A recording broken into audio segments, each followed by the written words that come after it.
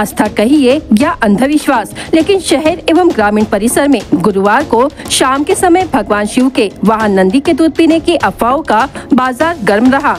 यहाँ नंदी के दूध पीने की खबर सोशल मीडिया पर खूब वायरल हुई। श्रद्धालुओं का दावा है कि नंदी महाराज दूध पी रहे हैं। घटना शहर के अलावा हिंगना एवं अन्य गांव में स्थित शिव मंदिर की है।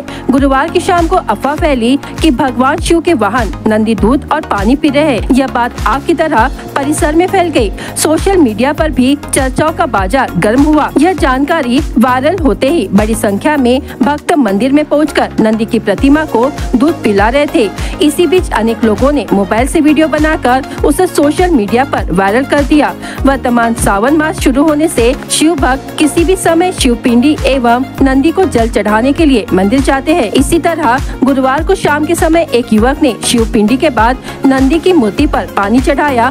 तब लोटे का पानी नंदी की प्रतिमा में समा गया। धीरे धीरे यह बात परिसर में फैल गई। तब लोग दूध एवं पानी का पात्र लेकर मंदिर आने लगे और चम्मच से नंदी को दूध और पानी पिलाने लगे। वायरल हुए वीडियो में यह देखा गया कि लोग चम्मच से मूर्ति को दूध पिला रहे हैं और दूध गायब भी हो रहा है। हाताने नंदी महाराजांना पाणी पाजलं, तर माझ्या सोबत मूल्यातील कित्येक तरी लोकांनी नंदी महाराजांना पाणी पिलं आणि महाराजांनी कोणाला तर नाराज केलं नाही, सगळ्यांच्याच हातातून पाणी पिलंय। आता आमच्या मनात श्रद्धा आहे, आम्ही श्रद्धेच्या भावाने त्याला घेतो। आता लोकांना काय म्हणायचं आहे, लोकांचा काय त्याच्यावर पर्स्पेक्टिव्ह आहे ते आपण सांगू शकत नाही।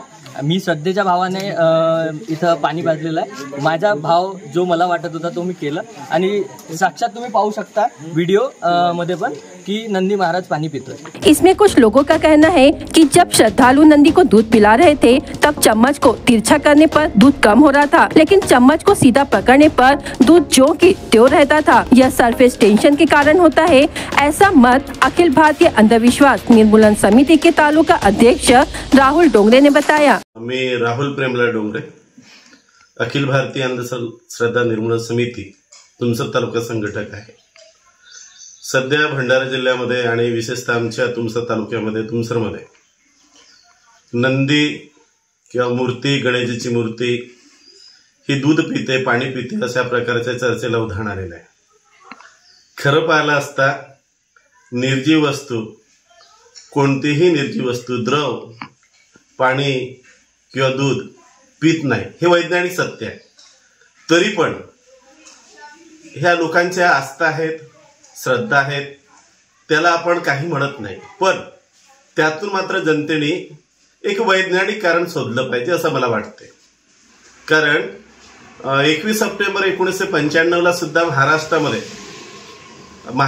नव्हे तर अख्ख्या भारतभर गणेशजीची मूर्ती दूध पिते अशा प्रकारच्या चर्चेला उधाण आलं होतं आणि तेव्हा सुद्धा एक वैज्ञानिक कारण समोर आलं होतं की हे सर्व घडते ते सरफेस टेन्शनमुळे घडते, म्हणजेच पृष्ठीय ताणामुळे घडते आणि त्यालाच मराठीमध्ये केसाकर्षण पद्धती असे म्हणतात।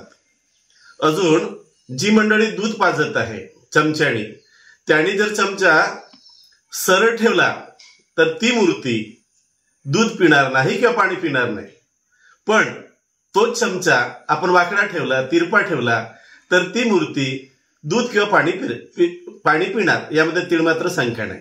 तरी पण या विज्ञान युगामध्ये राहणाऱ्या सर्वच मान्यवरांना मी विनंती करेन, सजग नागरिकांना विनंती करेन की गावामध्ये, तालुक्यामध्ये, जिल्ह्यामध्ये, राज्यामध्ये, या देशामध्ये शांतता आणि सुव्यवस्था निर्माण करायची असेल तर आपण वैज्ञानिक कारण शोधलं पाहिजे, उपासना केली पाहिजे, यामध्ये दुमत नाही।